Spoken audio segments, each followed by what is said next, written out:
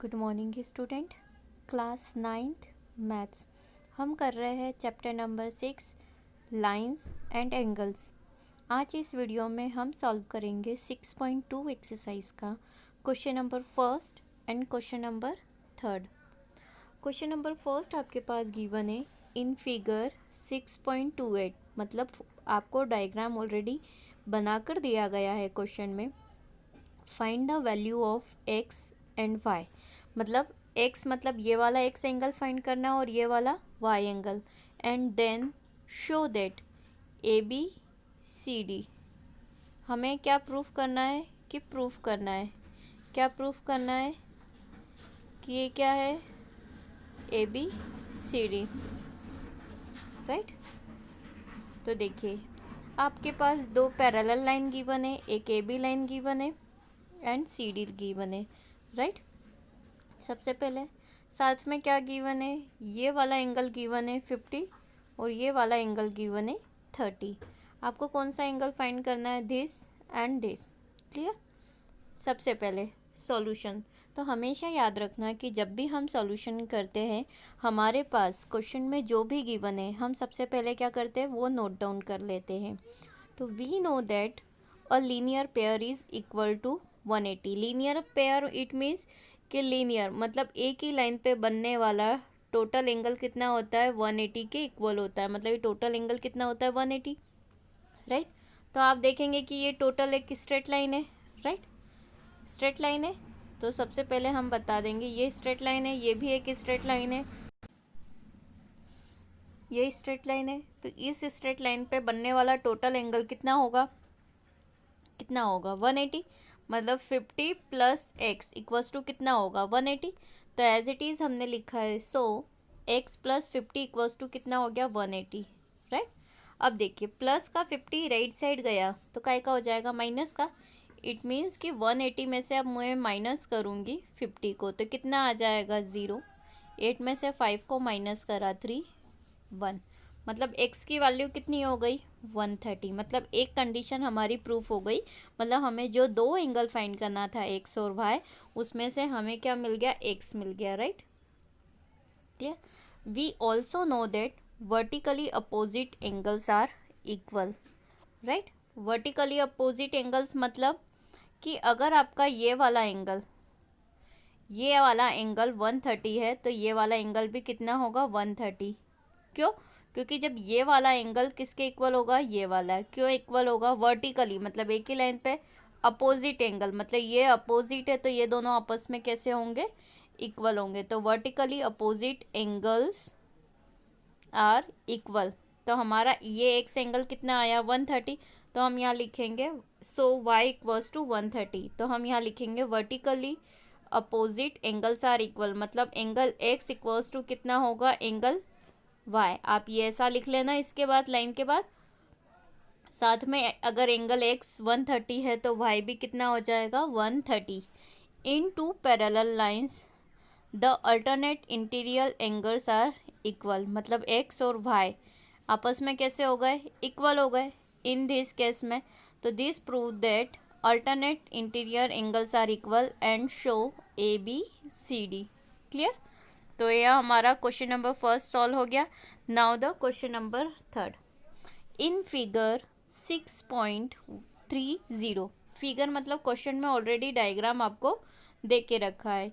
If A B C D, दो line है हमारे पास, एक ए बी लाइन है और एक सी डी लाइन है, right. E F is perpendicular to C D, E F is perpendicular, E F मतलब एक लाइन बनाई, ई एफ किस पे परपेंडिकुलर है, सी डी पे। एंड जी ई डी, जी का है ये रहा, जी ई डी इक्वल्स टू कितना एंगल है, कितना एंगल है 120 126, मतलब ये वाला एंगल कितना हो गया 126। फाइंड ए जी ई, मतलब ये वाला एंगल आपको क्या करना है, फाइंड करना है। एंड एफ जी ई, मतलब ये वाला एंगल भी आपको क्या करना है, फाइंड करना है। तो देखिए solution, since A B C D G A is a transversal, G A is a GE is a transversal, it is given that, क्या गिवन है देखिए, GEF GED ये वाला एंगल, ये टोटल एंगल कितना देके रखा है, एक तो ये परपेंडिकुलर है इस पे, क्लियर, GED मतलब ये टोटल एंगल कितना दिया है 126 ऑलरेडी गिवन है, GED इक्वल्स टू 126। अब देखिए GED राइट प्लस मतलब GED AGE आपस में कैसे हो जाएंगे इक्वल, क्यों इक्वल हो जाएंगे, क्योंकि अल्टरनेट इंटीरियर एंगल्स इक्वल होते हैं, मतलब ये वाला एंगल किसके बराबर होगा, ये वाले एंगल के, राइट, क्यों, अल्टरनेट एंगल्स आर इक्वल होते हैं, क्लियर। तो अगर ये 126 है तो ये भी कितना होगा 126, और हमें ये फाइंड करना था AGE, राइट, तो ये भी कितना हो जाएगा 126, तो यहाँ पे GED इक्वल्स टू AGE, तो ये भी कितना होगा 126 as they are alternate interior angles. तो यहाँ पे रीज़न आ जाएगा कि क्यों इक्वल है, राइट। अब देयरफॉर जो GED है वो किसके इक्वल हो जाएगा, GEF प्लस FED के, कैसे देखिए, GED किसके इक्वल हो जाएगा, GEF के और FED के, दो पार्ट में डिवाइड कर दिया तो ये दोनों को प्लस करा, राइट, तो ये GED के इक्वल है, लेकिन we know that EF is perpendicular to CD, मतलब ये वाला जो FED है वो एंगल कितना है हमारे पास 90, FED एंगल कितना है 90, तो देखिए इसकी वैल्यू हमारे पास है 126, GEF आपको फाइंड करना है, GEF फाइंड करना है, साथ में FED कितना है,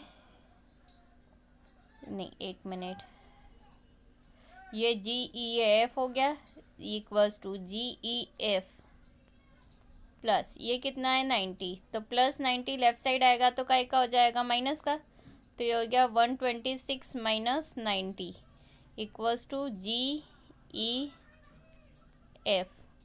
तो 126 में से 90 माइनस करा तो GEF कितना मिल गया हमारे पास 36, ये कैलकुलेट करा हुआ है, मतलब यहाँ पे हमारे पास ऑलरेडी वैल्यू गिवन है, FED हमारे पास 90 है, हम पुटअप कर देंगे, कैलकुलेशन करके हम किसकी वैल्यू निकाल लेंगे GEF की, और वो कितना मिला 36।